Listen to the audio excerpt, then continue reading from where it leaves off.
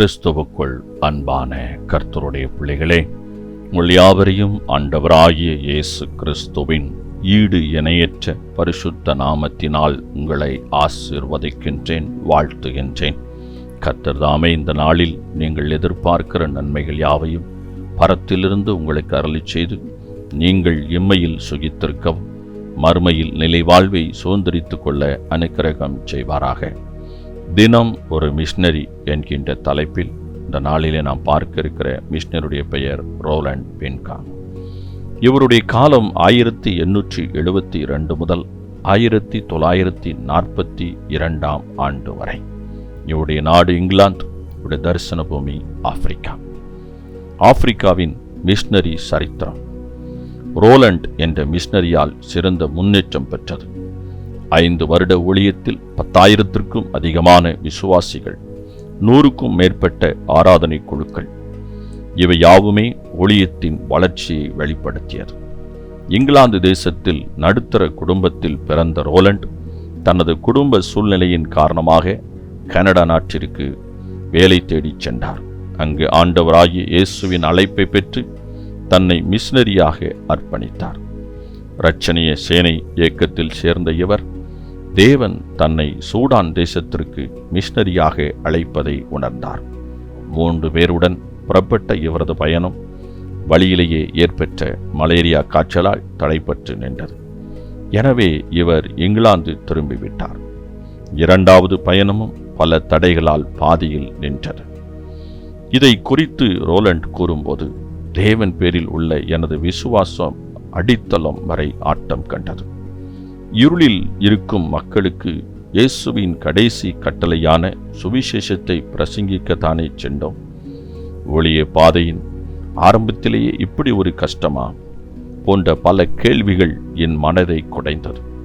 இறுதியாக உறுதியான கற்பாறையாகிய இயேசுவின் மேல் விசுவாசம் வைக்க கற்றுக்கொண்டேன்.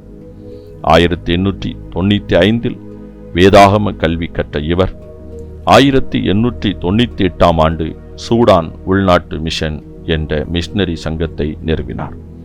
இவரது 3வது மிஷனரி பயணம் வெற்றியாக அமைந்தது. இஸ்லாமியர்கள் மத்தியில் சுவிசேஷத்தை மிகவும் வாஞ்சையுடன் அறிவித்தார். பல எதிர்ப்புகள் மத்தியிலும் ஊழியம் விரிவடைந்தது.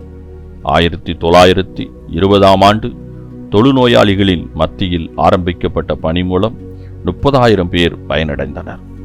50 வருடங்கள் அங்கு பணி செய்த இவர் இறைவனின் திட்டத்தை செவ்வேன நிறைவேற்றினார். எத்தியோப்பியா பகுதியில் இவர் செய்த ஊழியம் இன்றும் தொடர்கின்றது.